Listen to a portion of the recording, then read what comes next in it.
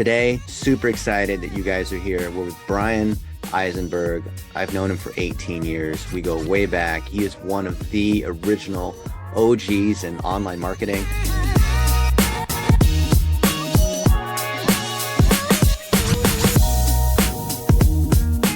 I've read one of your books, I'm going to say A/B testing, maybe 15 years ago. I don't know how many years ago that was. 2009, that book came out. 13 years ago, on a plane to Singapore on my way to speak at SMX. And I thought the Eisenberg brothers are incredible. And they have made the most complex things easy.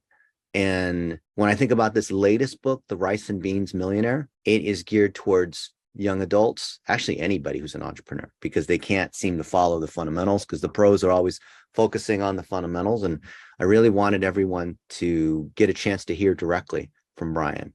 And it's just a huge honor being able to hang out and see his child Sammy grow up and be like a 6'5", 260-pound monster. And I mean, I remember when like you used to be able to like easily stuff him, right? When you guys were playing and he was, kind of short. Really wasn't super athletic yet. Now you might have a harder time. Yeah. And I've seen Brian give Sammy every advantage with coaching, with tools, introducing him to the best people in the world of baseball and strength training and in sports. And it's just been awesome. And Brian is the kind of person who maximizes life. I have deep respect for him. I mean, obviously he's a world-class internet marketer, but just as a person. So I appreciate that. I wanted you guys to be able to hear from Brian from the horse's mouth on The Rice and Beans Millionaire, what some of the key concepts are. It's a book that you could easily read on a flight from LA to Seattle. Short book made for young adults in a very compelling storytelling dialogue format. The audiobook is coming out soon. It's ranked #1 in new releases on Amazon for entrepreneurship and a few other categories as well. So super awesome to have you here, Brian. I'm excited to be here with you. It's good to see you face to face again, even though it's been a few years since we've seen each other in person.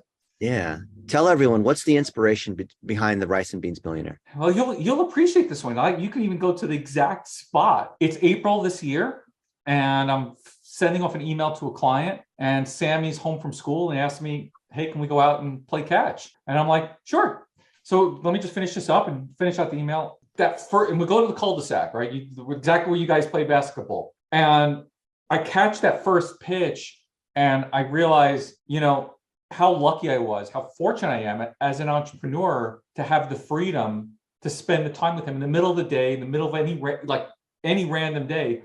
And of course, I've been there for, so many of his games. I've missed so few of his games over the years and taken him to practices and trainings and all that. And it was at that point I realized, that is one among so many key lessons I want to leave as a legacy back for my kids, right? Because they didn't see me back in the day when, we were growing the agency and, scaling it out and taking public. They didn't see some of the inner workings with a lot of our clients. They saw me, they're at the age where they saw me mostly when I was doing more of my speaking than the building of businesses per se. And so I was like, how do I get these concepts through? And then I started asking around one particular question. And I would ask very successful entrepreneurs. I've asked friends like you as well. I said, if you can name one book that would give a young aspiring entrepreneur from 13 to 83, right, young, all the first principles, all the key things they needed to understand from a mindset and skill point of view to be a successful entrepreneur, what book would that be? And everybody struggled to name one. And that's when I realized,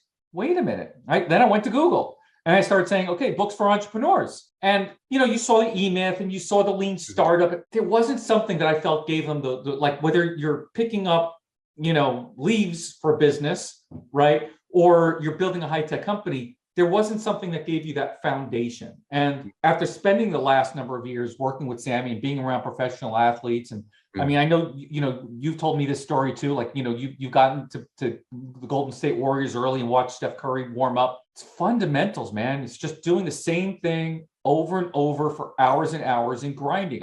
I gave this example today as well on social media. It's like, how you're in Vegas now, right? Yep. You go to a Gordon Ramsay, restaurant, and there's certain expectations of things. And then, you go and you watch him do a kitchen nightmare. And what does he rip everybody on? It's not the fancy stuff. It's man, you haven't cleaned every day. Bathrooms aren't looking good. Your food isn't fresh. You have stuff on the menu nobody's ordering. That's the problem. And we don't talk about it as an industry because it's not sexy, but yet how many businesses fail within the first 5 years, right? It's something like almost 50-60% businesses fail within the first 5 years. I think it's higher than that. Well, when you start stats. counting all the new influencers, and there's Yeah. a lot more, right? Yeah. But that's the problem. It's like, if we're not talking about the simple things, right? And it's what, Einstein calls, if you can't explain it simply, you don't understand it well enough. And I think that's the problem that we're seeing in entrepreneurism. We need to give people the right expectations and the challenges. So who should be getting this book gifted to them? Absolutely anybody who's graduating or is in high school. One of my favorite things about giving this book away and sharing it with friends is how many of my very successful, I mean, I'm talking about, people who have exited of, 20, 30, 40, $100 million businesses. And the first thing they tell me when they get back to me is, tell me how much they love the book. They compare it to like a Pat Lencioni book. They say, I'm going to give it to my kid to read next. And I'm like, okay, in other words, you've been successful, but this is going to be easier to explain it for your kids than if you try to. And that's what's so awesome about it for me. What's crazy is I look at you and Jeffrey and your career, and you had clients like Google, right? You're helping Google acquire more customers, and you're speaking in front of what might be an intimidating group, which is a bunch of really, really smart people. And yet you're helping them break it down into simple things like, what do small businesses want? And what's their main challenge? And why do they struggle? And you put it in these simplest terms. I look at the way that you do storytelling, and you do like this reverse journey that, figuring out things in reverse. And I wonder, like, and then you told me, or was it Brian, we had lunch one time in Austin, on how your first books were complex, but then your follow-up books were simpler and simpler. What's behind that? We actually talked about this book. One of our mentors, called it 9 books in one, right? There's just so many ideas tried to pack in there. And in this book, we really meant, because I did want it to appeal down to my 13-year-old, right? I think that was important. And, he turned around, and, once we finally had the books in hand and he felt it and he was part of the whole creation process, he'd read it every day as I wrote it. In the past 2 weeks, he started his own little business. He created his own business card. He created a web page, and he's doing all these things. And he's already made almost $500 as a 13-year-old, right? Wow. Because he started applying some of the principles. And it's like, I needed to know, okay, these are the complex things. How can I tell it in a story? Because look, we all know that facts tell, but stories sell. And everything we're doing, we need to sell people and their brains on what they need to do. We also need to keep them entertained, because there's so many entertainment options today at their fingertips that if we don't find a way to make it engaging, it creates a real challenge to get into the market. And so, I think a book like this today, and I'm talking to friends who are trying to write stuff like this today, and I'm like, I think people buy some of them. I don't think you get a lot of readers. And I think that's a real challenge, because, I mean, we can even ask the people who are in the room today, like how many of you are spending an hour a day reading, right? I wanted my chapters, and I'll be blunt. You could go to the bathroom, okay, and knock out a quarter of the book. It's that quick of a read, right?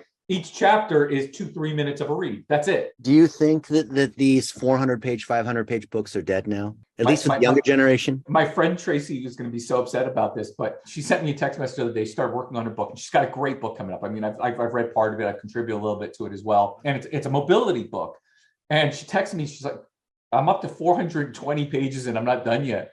I'm like, like that, you're going to have to cut that in half. Like, don't get rid of all the material, because there's a lot of great material, but we're going to have to figure out how to chop that in half, because the problem with books, and I think that this is what a lot of authors don't understand. This is our 8th book, including my baseball book. You're not selling a book. You're not actually selling the physical paper. What you're selling people on is the time they have to invest in reading a book. And so maybe if it's something like they're so passionate about, and it's such a niche book, they'll invest in something that's 400 pages.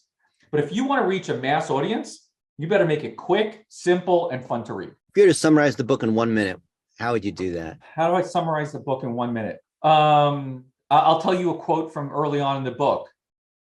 Never be caught in another man's game. Always have a side hustle of your own, or side game of your own. Well, what's wrong with working for someone else? Well, this is something one of my early mentors told me as well, right? When you have a job, right? And job is JOB. It stands for just over broke.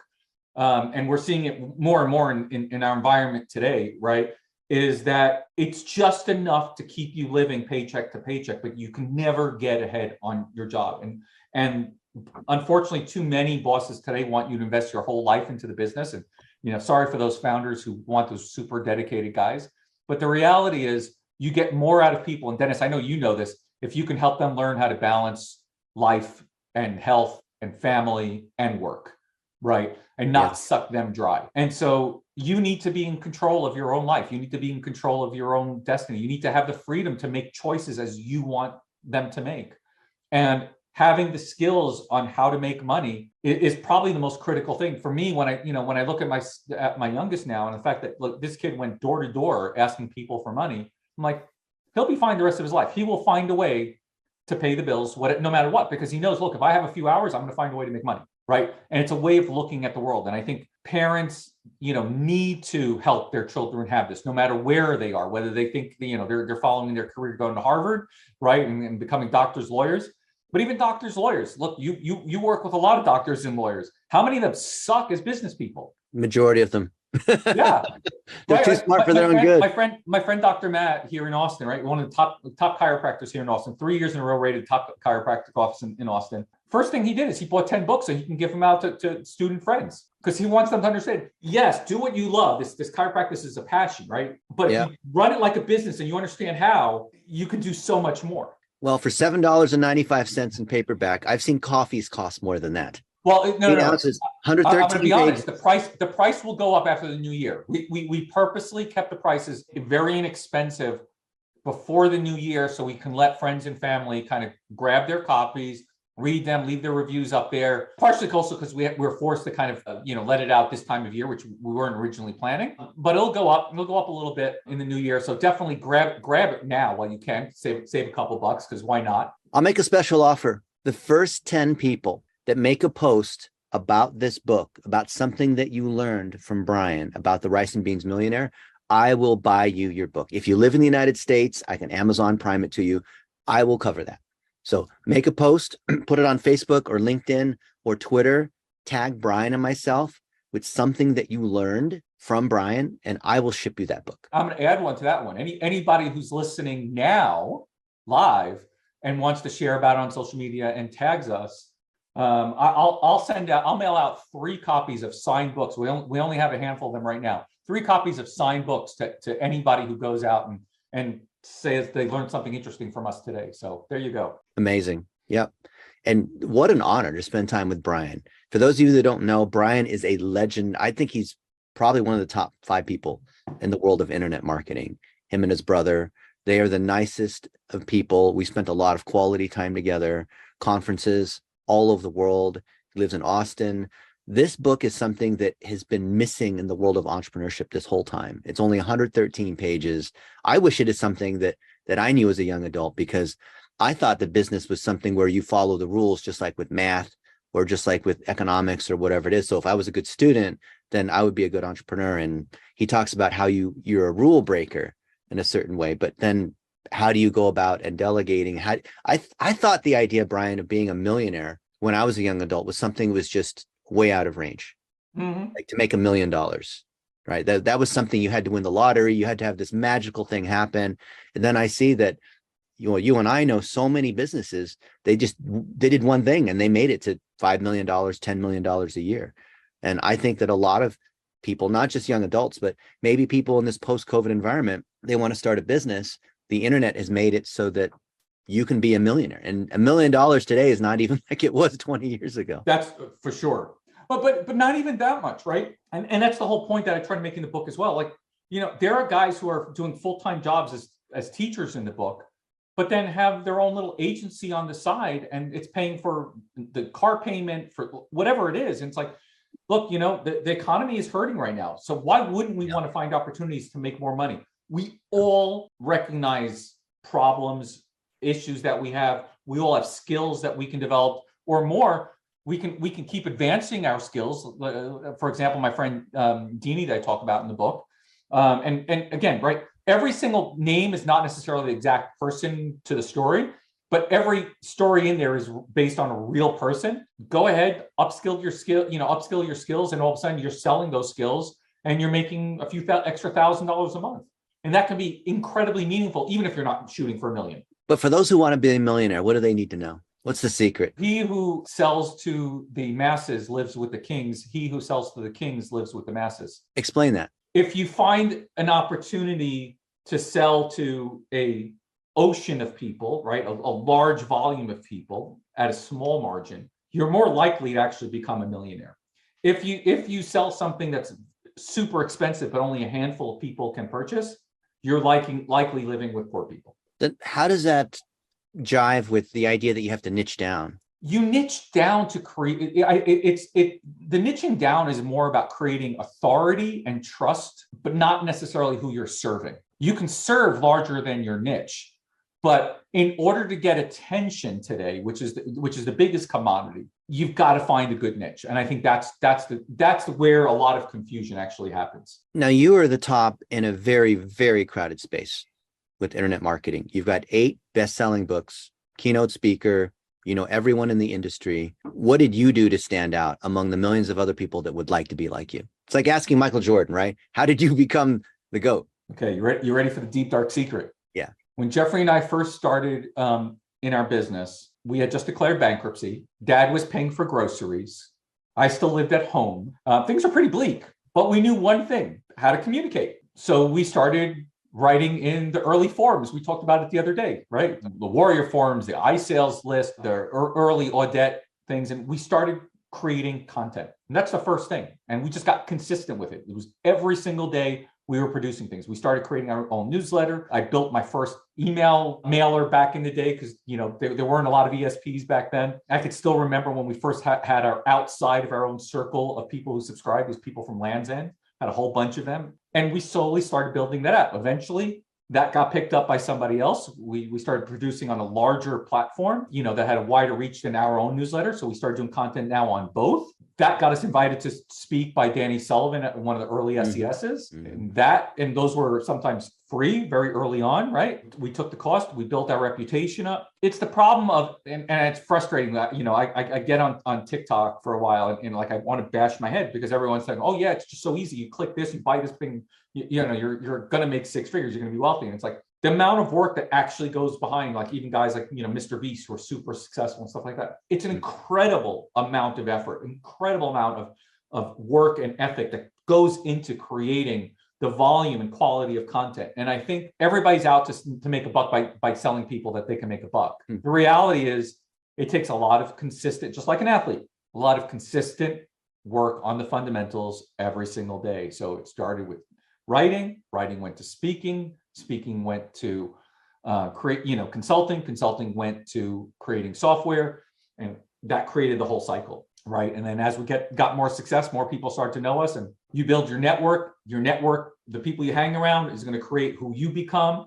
So it all becomes a vicious cycle. And I think everybody wants to shortcut it without realizing it's like, you're not going to become Steph Curry by, getting on an NBA basketball court and shooting a few foul shots. It's just not going to work. The stuff that you and Jeffrey did 20 some years ago to get started, would that work today in this social media space? Or what would you do differently today? So there are a few different things. So number one, back when we first started producing content on the internet, there wasn't much content on the internet, right? I mean, like the only way you were finding content was you were going to Yahoo and all these other directories, and you were clicking through links to try to find something interesting next, right? There really wasn't even Google at the time. Any content you produced, whether it was super great quality or whatever, it was just people just were craving it.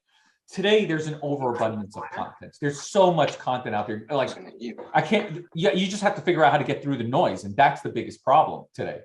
So I think number one, I would still start raw, simple, like still do the best camera you can, good lighting. There's still stuff you can do for really inexpensive to make your quality better, good editing, right? And today there's great software that'll do great editing. Like today, there's no excuse for a lot of these things. So you couldn't put together some of the stuff we did back then now, but at the same time, the fundamentals of what to do are all identical. So this book is written for young adults to get that framework of entrepreneurship. a lot of young adults believe that the path to being wealthy or successful is to be an influencer, as if that was a job title, as if they could be a Mr. Beast or Jake Paul. What is your view on someone who's trying to become a figurehead versus running a business? I think it's great. There's a study that just came out that talks about how, the biggest job, that people are dreaming for today is not fireman or astronaut, it's influencer. And it's great because it's wonderful to have an audience, but I don't think a lot of people understand what it takes to build up a tribe. And again, the commitment to the tribe and how you service the tribe and the value you bring to the tribe. And, how you owe your life a lot to the tribe as well. Like you're living a lot of things for them. And it's great. Like, having a great community. And look, we had a time where we had, thousands and thousands and thousands, tens of thousands of people on mailing list, and they'd respond to every email we sent. And not everything went into junk like it used to, right? Today, that's a lot harder to do.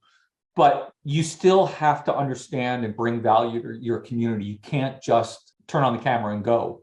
Right. And I think that's the piece that too many people get stuck on because they think it's all glamour and it's all easy, but it really is a lot of work. Most people don't have a thing that they're really good at, or they can't choose what niche to go into. How do they think about that? I think the number one thing, and even when we had our agency, the way we used to hire people is we used to focus on finding people who are curious. Okay. You don't need to be an expert in something to build an audience, but if you're curious about it, can you share everything that you're learning based on your curiosity? Can you bring people along on that journey of being curious? Let's say you're curious about becoming a millionaire. Go read the book, share about what you're learning through the book, start documenting how you're doing it. Start documenting how you're putting the pieces together. People will get engaged with that. They'll root for you. And yeah, you'll have some people who hate on you too. Okay, ignore them. But the people who root for you will be so engaged because they're afraid to take the action, and watching you slowly take those steps, being authentic about it, that is amazing. And I know you've seen people do it every single day. It's incredible. I've seen a lot of young adults, Brian, where they start a business and they're optimistic because they've heard from someone like you. They've seen other successes, but then the friends that they're around, family members, they start pulling them down. And they say, you should get a regular job. You're never going to make it. You're going to fail at that. You should go work at McDonald's. How do young adults overcome that? Yeah, no, there's definitely an issue with that. And we'll talk about that crab mentality in the book a little bit. This is about who you surround yourself with. And I'm saying you shouldn't listen to your friends and your family. Absolutely not. But if you are not listening to people who have what you have in life, what you want to have in life, and you don't have them as mentors, and I know you talked about your mentor from American Airlines thousands of times over the years, right? And it's because of everything he accomplished, but also how much he gave to you. Yeah. If you don't have someone around in your life like that, go find somebody. Somebody will be there to answer those questions, to guide you along. Follow them. Let them help you build the confidence and let them see in you the greatness that you have. If you don't have it, most of those people will tell you honestly, hey, I like what you're doing, but this is not it. Okay. And they'll do that if they really care. If not, they'll let you kind of just go on your path, and you've got to surround yourself with the right people. That's fundamentally the number one thing you've got to focus on. Amen on number one. But what if you don't have that network? What if you'd love to get mentored by Elon Musk, but Elon Musk won't reply to you on Twitter? So then start looking at who Elon Musk follows and start seeing who will reach you and who will answer you, and start building that network. It's a network. People are connected. You don't necessarily need to aim for the top right away, right? Like, I didn't have Sammy working with, the top MLB coach from day one, right? I had him working with, with other coaches that have worked with some of those people. Now he's got access to just about everybody in the world because of the connections we've made over the last few years. And I knew nobody in baseball a few years ago, right? But the curiosity drove me. The curiosity even drove me, crazy enough to actually even write a book about it, right? And document that, how he, as not a natural athlete, is going to play baseball in college. Like only 7% of kids ever go out to play collegiate sports, but yet he's able to do it. And I've documented so much of that journey. And there are countless number of people who have seen me do that. And that's not what I'm an expert at, but they value the curiosity. Let's drill in that a little more, because I've seen you over the years line up opportunities for Samly and meeting the very best people. and hitting coaches and mindset and strength training. And you've been posting about his wins and how he's hitting the ball faster or throwing it harder. And I remember like, I dunked on him like 6 or 7 years ago in your little mini hoop, but now he's this 6'5", 260-pound monster. Tell everyone, because all of us, we have maybe we have a child, or maybe we have a friend that we'd really like to see succeed. And I think it'd be really helpful if they could understand your mindset of how you set things up for Sammy, even if people listening and watching aren't doing it to be a professional athlete, but in whatever other area they can apply the same techniques. So number one, and I'll tell you how we got started, right? When we first started our business, we were really unsure where we were going. Walked into a Barnes & Noble and I found a copy of Roy H. Williams' book, The Wizard of Ads. Okay, this is 1998, right? We already started for a couple of years. We still weren't 100% clear where we're going. Roy seemed to have it put together. This was a #1 best-selling book. He had a trilogy of them after that. We emailed and called their offices and said, hey, we'd love to meet with Roy. And they told us, hey, he's actually doing a free session in his office. You can come down. And so we didn't have the money, but we scraped it up and Jeffrey flew down to Austin. Now Roy's been our mentor. We've written books together. We've done all kinds of other things.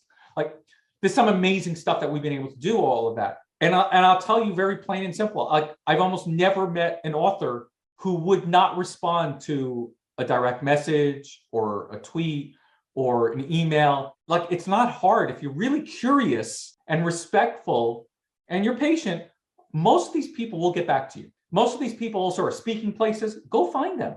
Go meet them in person. Go touch flesh, right? Like, connect with them. It's not hard, right? And again, you don't necessarily always have to shoot for the top, but if you can start shooting above where you're at, you just keep climbing, right? And that's the #1 goal. It's just one step ahead every single day, 1% better every single day. And I still wear this as a bracelet. I had it first year I was coaching with Sammy. Said, be better today than you were yesterday. That's all you're trying to do. It's every day get a little smarter. Like, did I find them the perfect strength coaches from day one? Maybe, maybe not, but we've learned a whole bunch of things. We've learned things and shared them with the strength coach. He's improved what he's done. And it's a community, it's a tribe. That's what you do, right?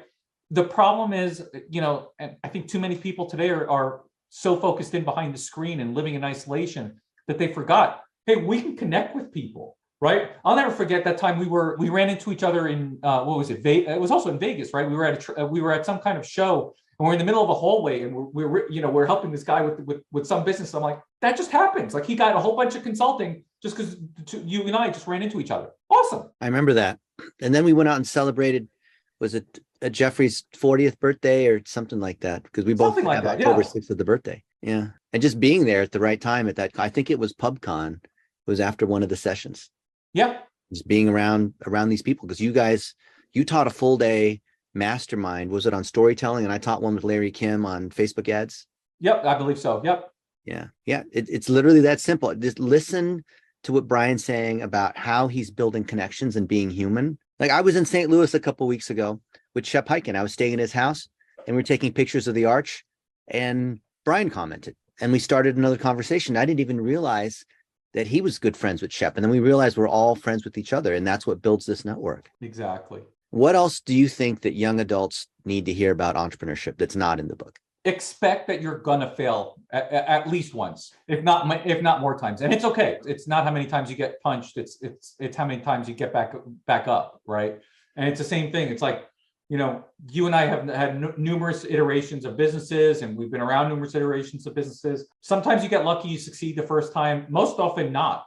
But if you take the lessons and you look at every failure as an opportunity to learn, you'll get great. It's just a question of when. Amen. I think it's really all mindset, because mindset drives your connections. It helps you get back up one more time than falling down.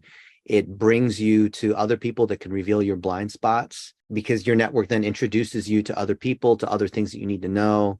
And now it's not just dependent upon you. You have a whole team of people. Just like if I could look inside your head, Brian, and see what your network looks like and see how you think, how would that be organized? If we were to cut your skull open and peer inside. It would be frightening, for one. I've always been known to be very intuitive just by nature. I try to be present for when I'm talking to my friends. And, even yesterday, you and I were talking, and it occurred to me, hey, there's a couple of people on my network that one I feel needs you, that I need to connect them to you for their reasons.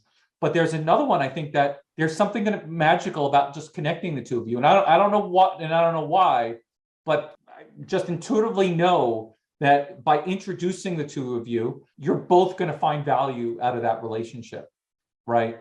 And I know I actually messaged Tim McClure today, and I told him, I said, we need to connect you guys. So we're going to do that. But that's exactly, it's like, there's no reason why. Sometimes there's a reason, right? Like, I have a friend, Jennifer, who works with the UN with international entrepreneurism, especially for females. And my friend Jillian, and remember Ann Kennedy, Jillian Music and Ann Kennedy? Yep. They have a fund that invests in women-led tech companies. Okay. And it just occurred to me, it's like, why have I never connected these people together? And so I went ahead that day and I was like, boom, we're gonna connect them. And the way it happened is because it was some comment that Jillian posted on LinkedIn. She and I got into a conversation. I ended up sending her the book. She gave me an amazing endorsement on it from her, from her perspective, which I really valued. And then I knew again, right? How do we keep connected? And I think the biggest problem is if you're just a consumer of content and other people's content, and you're not out there trying to actively engage with people, you're just losing out on all the value that there is in this world. What Brian said, guys, is something that you'll see as a trait of top entrepreneurs, is they're constantly connecting other people in their network as a catalyst, not because they're trying to make referrals for other people to hire each other, but just good people that need to meet. I interviewed Justin Breen on my podcast a couple of weeks ago, and we just hit it off. I forgot it was a podcast. We were having such a good time. And he said, you really need to meet my buddy, Jeff. You need to meet this. And I said, yeah, well, based on what you said, you need to meet this other person. So at the end of our call, well, actually during the call, he was texting and then I was texting, not to be rude, but because we wanted to make those kinds of connections, because I think you two would really hit it off. I don't know what it would be, but you have the same interest, or you have the same kind of goal. And I see that's when I see people do that, like what you're doing, Brian, that's like a mark of world-class expertise. Well, it's not only that, right? The network, if you think about it almost like, like strings, the more connections between it, right? Yeah. Like a single thread is not very strong, but when you take that thread and you intertwine it, now you're creating a rope, and that rope can't be ripped apart very easily, can't be pulled apart. And I think when you start making these connections with other people, you're building ropes to your network. And so it doesn't become flimsy at all. They just add value to each other. And I think that's where the gold is for everybody. And just, not financially, just from a human perspective. Yeah. The power of the weak connection. Someone wrote a book on that. I saw the stats that the average person has 400 connections, whether you call those friends or LinkedIn connections or people they know or whatnot. But if you look at the friends of friends, 400 squared is 16,000. So in that network of 16,000, could one of those people help you with something that you need? One of my friends, Daryl Isaacs, is trying to hire a manager for his content factory. He's probably the most famous person in the state of Kentucky. He's a personal injury attorney, good friend, also a client, which is great. And in my direct network, I don't know enough people that could be the person that he needs to hire. But I put posts out there and I said, if you refer other people to me, or if you know of someone who's interested, now all these applications are coming in from people that I've never known, but those people would never have known that opportunity existed unless I had said something and then their friends shared that, which created this multiplying effect. Well, I mean, crazy you mentioned Kentucky, because this morning I'm chatting with a friend who just bought the book last night, shared it on Instagram this morning, and he's a baseball coach. And he's hoping I can get to see his Y'alls, that's the name of the team. They'll be playing the Savannah Bananas this summer. He said, hopefully you'll either see me in Kentucky or in Ohio. And I'm like, that's awesome. So you know what? If you didn't find somebody, I could ask him, because he probably has connections in Kentucky. I would love that.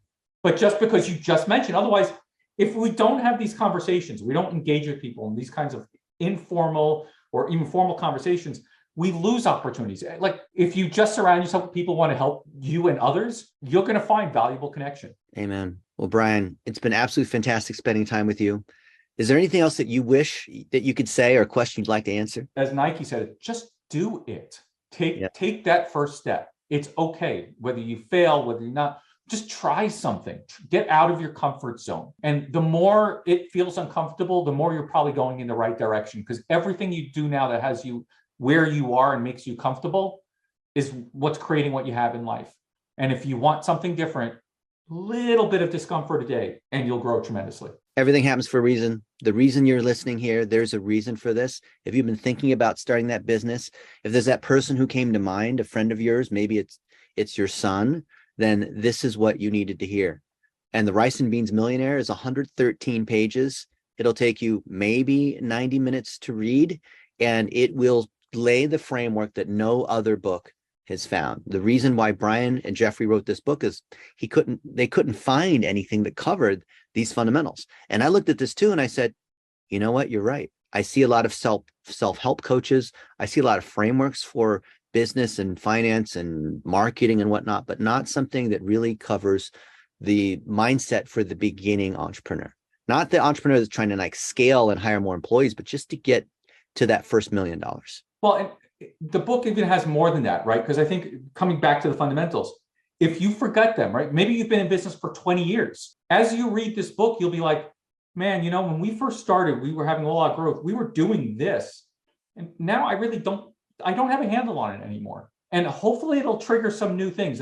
We purposely spent some time putting stuff in there that would appeal to the person who's been doing this 30 years or the person who's been thinking about it for 30 minutes. Amen. So if anything that Brian has said resonates with you, make a 15-second video, post it on Facebook, TikTok, Instagram, YouTube, your blog, wherever it is, and send that to me. Tag me in it, and I will send you a copy of the book. I will spend my own money and go to Amazon and type it in and send you that copy of the book if you're in the first 10 people to do this. Hey, Brian, you're amazing. Thank you so much. Rice and Beans Millionaire, number one in entrepreneurship. Hopefully we can, have it be number one in entrepreneurship with you guys. Thank you so much, my friend. I appreciate you and spending the time with us today. And again, with everybody who took the time to listen. Dennis, keep doing the amazing work you're doing, my friend. You're the best, Brian. All right, I'll see you, everybody. See you.